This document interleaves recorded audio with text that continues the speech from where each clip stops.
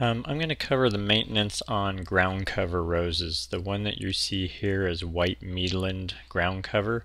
It's one of my favorites. The white roses are really stunning. They're very full, high petal count, great for cut flowers.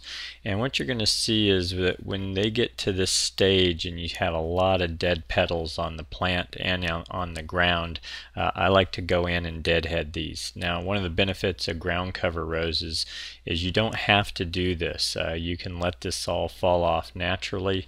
You'll get quite a mess on the ground, but if there's a lot of density to the plant, most of that's covered by the plant itself and it doesn't really show. But what I like to do is just to expedite a heavier bloom faster is come in and do a quick deadheading of this grouping. So first thing I do is I remove the flower clusters that are still going to last another few days to a week and set those aside for the house. And I'm going to show you two different ways to do this. Now, I have to admit that I used to be a bit of a pruning snob, and pragmatism has taken over, and at the end of the day, hand pruning a plant grouping this big is very time consuming, it's tedious, and you're going to see that this half of the plant that I do by hand is not going to look any different than the left side, which I'm going to do with larger shears. So I'm going through and I'm just selectively pruning this thing piece by piece. What I do, by the way, is I cut when I'm doing it with hand pruners like this is I'll cut off real quick at the top, but then I try and make my cuts on bigger stems down deeper into the plant, 4 to 10 inches below the surface of the foliage, so you're not looking at any sheared off stems that turn woody and look kind of harsh.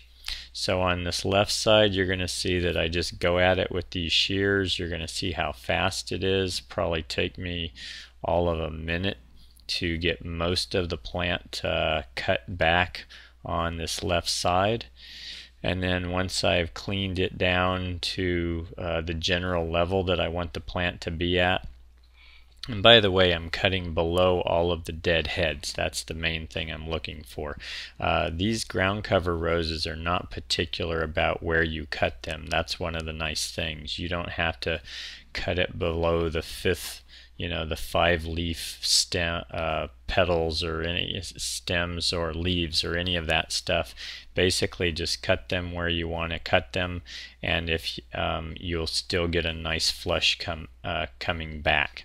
So I'm going to remove most of these dead heads with the shears, and then what I do is I come back just like with the hand shears and I will selectively prune off the stems that are large on the surface and look kind of harsh or too large visually, and cut them back again 4 to 6 inches below the surface of the leaves, and end up with the same effect as if I had done the whole thing by hand.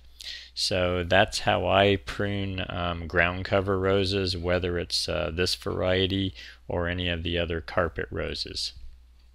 By the way, this is for spring and summer deadheading of carpet roses. When we do a winter deadheading, we're going to be more severe with the pruning and cut these back lower, but this is for warm weather deadheading. Also, I recommend that you do a good fertilizing after a pruning to encourage a strong repeat bloom for your next cycle.